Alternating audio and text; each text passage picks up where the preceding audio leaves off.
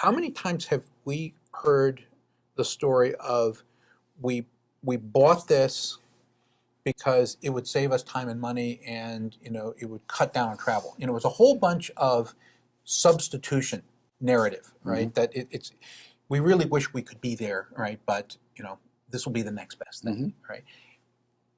Very few people like substitutes, right? I mean, if I could actually have the sugar soda and it didn't have to be on a diet, I would prefer it, right?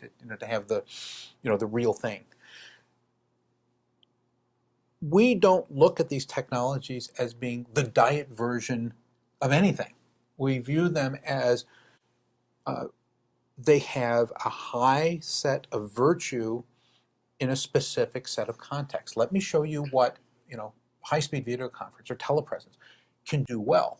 Oh, and by the way, if you bought it as a meeting substitute technology, let us come in and show you how it can really function most virtuously, as it's better than an in-person meeting in the following ways. Right? It also can function as a distributed learning network. It can also function as we can give all the other ways that it can work well and work better than in person in certain settings, and we give it permission to grow into its own space, as opposed to sitting there as the second cousin, right? The poor cousin to... Or the corporate jet, as you often refer to it.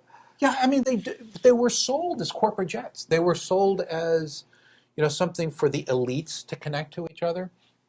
And the fact is that if it's going to have a real network effect, it not only has to connect elites to elites inside of a company, but it has to be available, right, when it's not being used by that cohort, by other people, other uses, and it needs to be able to connect from the inside of that company to other places, right? I mean, most enterprise universities use faculty from other institutions, whether it's the academy or other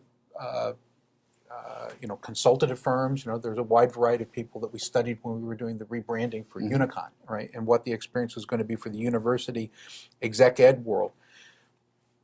You need to be able to connect that company to a university somewhere else on the planet, or the consultancy, so that again, all right, those people are coming in, they're available, but you didn't necessarily get on an airplane to do it. And you've lowered your cost, you have the same kind of expertise, it's distributed, and ultimately we have one other person that's happy in this, is that the people who sold telepresence to you, or video conferencing or something, that the equipment doesn't get ripped out. I mean, how many places have we gone to and say, well, it was there a year ago, but we didn't use it, so it's not there anymore. Oh, I've even come across people, it's there, it's brand new, we've had it a year, we've never switched it on, because we don't know what to do with it. And but we help with that. But we shouldn't get too caught up with the big stuff. Okay. I think a year or two ago we were talking about those big units, and they're still around, and they're either being used or not being used so well. But it's interesting to me that whole industry's changed. Now, your laptop, your iPad, your iPhone, whatever it is that you might be using, is also part of that network. It now can all interrelate with each other.